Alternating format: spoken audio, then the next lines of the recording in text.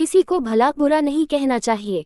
एक बार की बात है, भगवान बुद्ध जंगल के एक शिला पर बैठकर तपस्या कर रहे थे। भगवान बुद्ध तपस्या में लीन थे। वहीं थोड़ी दूर पर एक चरवाहा अपना गाय को चराने के लिए आया था।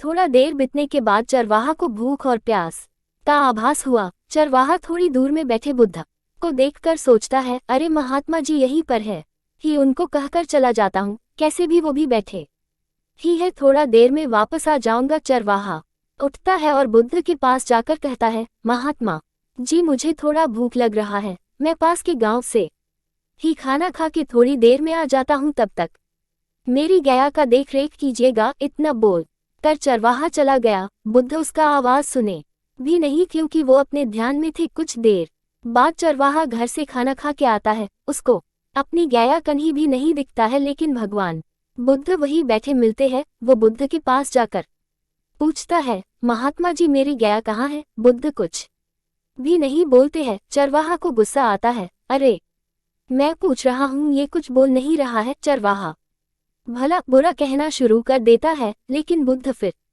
भी कुछ नहीं बोलते हैं। चरवाहा को अब और भी ज्यादा गुस्सा आता है। चरवाहा बोलता है, मैं यहाँ इतनी देर से गाला फाड़ रहा हूँ, इसको कुछ फर्क ही नहीं पड़ता है। चरवाहा एक नुकीली लकड़ी लेके बुद्ध के कान में डालता है, जिससे कान छील जाता है और उससे रक्त बाहर निकलने लगता है। तब बुद्ध अपना आंख खोलते हैं। बुद्ध के आंख खोलने के बाद चरवाहा और भी गुस्सा में गली गलौज करने लगा, लेकिन उसके बाद भी बुद्ध ने कुछ नहीं बोले।